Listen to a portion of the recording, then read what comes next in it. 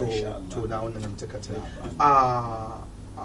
after seeking refuge from Allah subhanahu wa ta'ala, seeking refuge in Allah subhanahu wa ta'ala, the creator and the controller of the universe, and thanking him for giving us this opportunity and for giving us health and long life.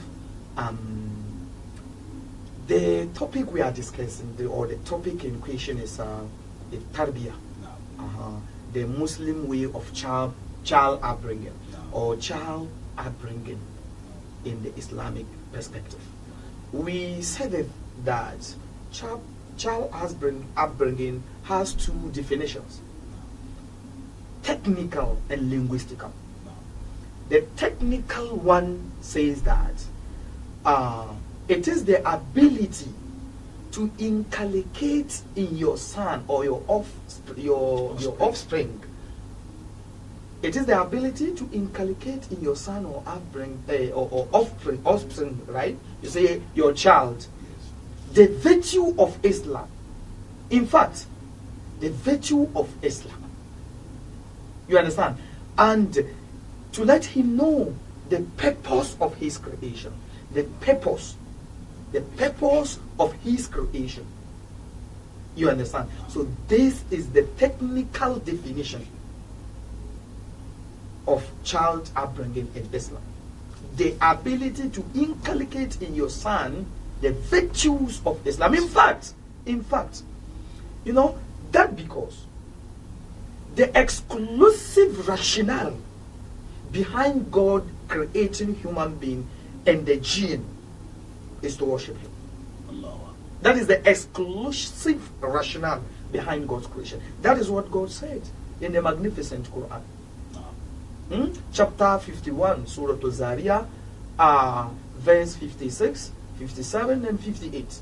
وَمَا خَلَقْتُ الْجِنَّ وَالْإِنسَ إِلَّا لِيَعْبُدُونَ. I did not create the jinn and the mankind, but to worship me.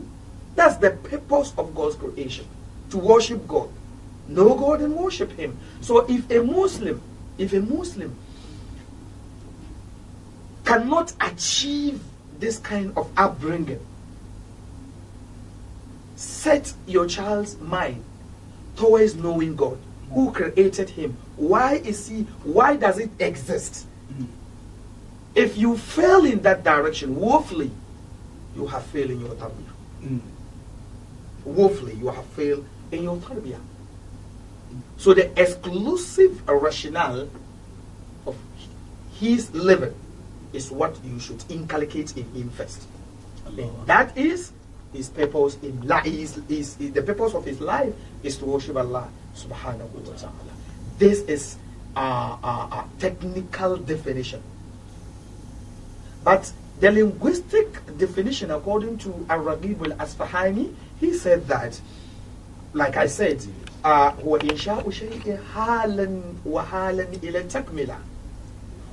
It is the grooming of a child, or grooming of something from one stage to the other until it reaches fruition or importance. You can say that, yes, the grooming of a child from one stage to the other or to another until he reaches fruition or importance. So if this is the definition, it means that the most important thing is that groom the child such that he will be important to you, or he will be important in the society in which you live. You understand? But relating it, this one tells you that grooming or upbringing is in stages. It's in stages. Okay, that's the linguistic definition. Yeah, that is the linguistic. It tells you that upbringing of a child is in stages. It's in stages. Okay. And I said that the first stage is who should be the mother of the child. The very first time you will start thinking of settling down with a spouse is the time you are choosing. You are starting the upbringing. It is the time you start training your child. Because who will be his friend? His first friend is the mother. Okay. So what conduct has the mother is what is in question. Okay. And I said that for every friend, imitate the friend.